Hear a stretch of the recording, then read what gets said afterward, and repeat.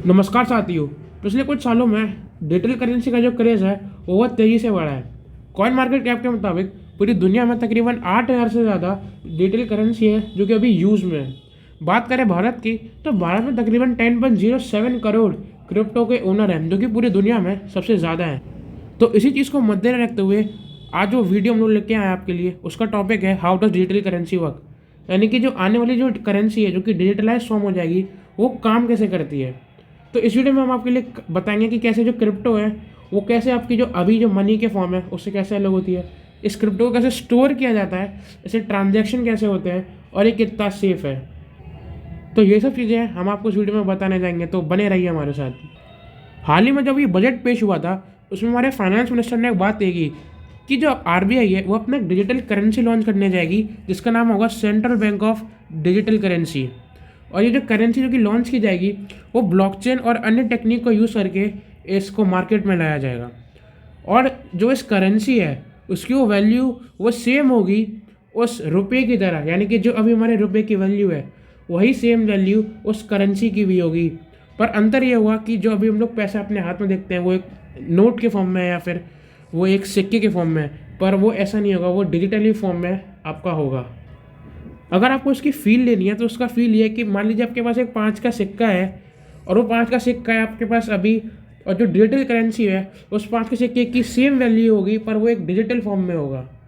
यानी कि जिस तरीके से आप अभी इस 5 के सिक्के से कुछ भी चीज़ खरीद सकते हो दुकानदार के पास जाके, तो वैसे ही चीज़ फ्यूचर में भी होने जा रहा है कि आप उसी 5 के डिजिटल करेंसी से आप लोग कोई भी चीज़ खरीद सकते हो।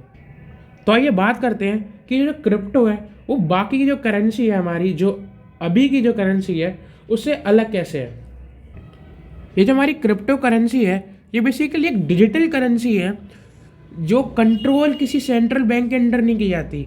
यानी कि यहाँ पे क्रिप्टो करेंसी से बेसिकली मेरा मतलब है, आप कहें तो बिटकॉइन मान सकते हैं, फिर जो अभी जो क्रिप्टो है वो। तो जो हमारी क्रिप्टो करेंसी है वो किसी सेंट्रल बैंक के अंडर काम नहीं करेगी। हालांकि जो जो आरबीआई हमारी लेके आ रही है वो जो करेंसी होगी वो सेंट्रल गवर्नमेंट द्वारा मान्यता होगी और आरबीआई द्वारा भी मान्य होगी। पर जो अभी जो क्रिप्टो करेंसी है वो किसी सेंट्रल बैंक के अंदर, या फिर हम लोग कहें क्रिप्टो करेंसी या फिर बिटकॉइन, वो किसी सेंट्रल बैंक के अंदर काम नहीं करती। और इसका जो कंट्रोलर होता है वो उसका खुद डेवलपर होता है, यानी कि जिसने इसको डेवलप करा है वही उसका मालिक होगा, या फिर कहें तो वही उसका कंट्रोलर होगा। और जो क्रिप्टो है वो किसी गवर्नमेंट ऑर्गेनाइजेशन के अंडर भी काम नहीं करेगी। और जो इसकी वैल्यू है वो डिपेंड करेगी इसकी डिमांड के ऊपर, यानी कि जितनी इसकी डिमांड होगी उतनी ज़्यादा इसकी वैल्यू होगी। पर बात करें आरबीआई जो करेंसी इशू करेगी उसकी, जैसे कि मैंने आपको बताया, उसकी जो वैल्यू है वो सेम होगी जैसे हमारे अभी इंडियन रुपये की है। बस यही अंतर है जो आरबीआई करेंसी लॉन्च करेगी और जो अभी की क्रिप्टो करेंसी है उसमें। तो अब आप लोग सोच रहे होंगे कि जो क्रिप्टो बाज़ार में पैसों का जो ट्रांजैक्शन है वो कैसे होता है। तो आइए जानते हैं उसके बारे में। अब जिस तरीके से जो आपके बैंक अकाउंट है उसमें आपका एक अकाउंट होता है बैंक में,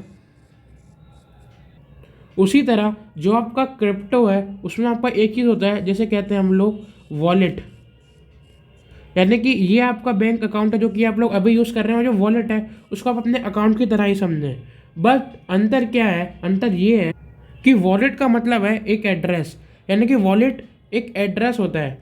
और ये जो एड्रेस है वो दो तरह के होते हैं, एक होता है हमारा पब्लिक एड्रेस और जो दूसरा होता है वो होता है हमारा पर्सनल एड्रेस, या फिर हम लोग कहें तो प्राइवेट एड्रेस। अब अंतर क्या है, ये एड्रेस का मतलब क्या है, फिर ये पब्लिक एड्रेस से हम लोग क्या समझते हैं। अभी जो पब्लिक एड्रेस है या फिर हम लोग जैसे हिंदी में कहते हैं सार्वजनिक एड्रेस, इस एड्रेस का मतलब ये है कि आप जिसके अकाउंट में पैसे भेजना चाहते हो, तो वो जो अकाउंट है वो अकाउंट या फिर जो वो वॉलेट है वो पब्लिकली अवेलेबल होना चाहिए। यानी कि उसका एड्रेस अगर सबको नहीं पता होगा तो आप लोग पैसे नहीं भेज पाओगे। तो एग्जांपल के तौर पे मानिए कि ए और बी दो व्यक्ति हैं, तो ए को बी के अकाउंट में कुछ पैसे पहुंचाने या फिर हम लोग कहें तो कुछ क्रिप्टो करेंसी पहुंचानी है, तो जो बी का है उसको अपना एक पब्लिक एड्रेस दिया होगा। उस पब्लिक एड्रेस में वो जो ए है वो अपने पैसे भेजेगा। पर अब यहाँ पे जो बी है उसको उस पब्लिक एड्रेस पे जो पैसा आया है या फिर कहें तो जो क्रिप्टो करेंसी आई है उस तक पहुँचने के लिए एक प्राइवेट की ज़रूरत होती है। एक प्राइवेट की ज़रूरत होती है जिसके थ्रू वो जो क्रिप्टो करेंसी है वो उसे ले पाएगा। तो इस तरीके से जो हमारा ट्रांजैक्शन है वो काम करता है क्रिप्टो करेंसी में।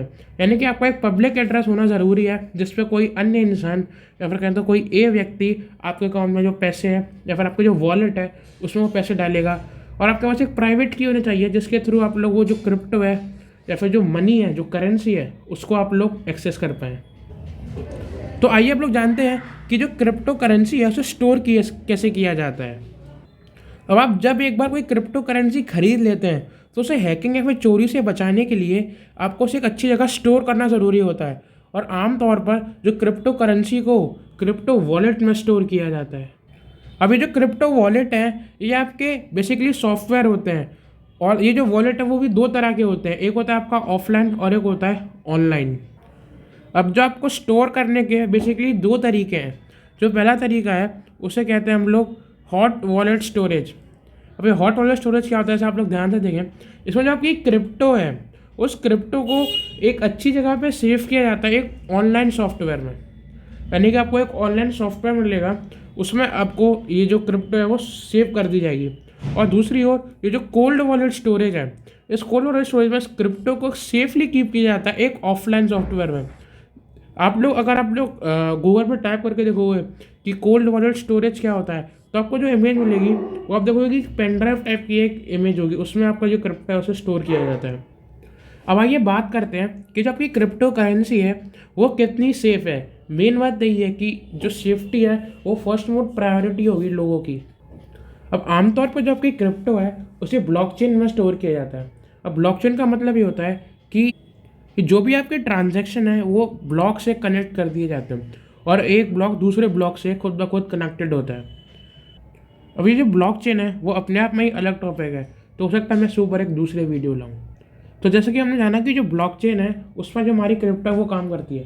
अब इस ब्लॉकचेन को तोड़ने के लिए जो हैकर्स हैं वो बहुत ज़्यादा कोशिश करते हैं पर वो उसे तोड़ नहीं पाते हैं।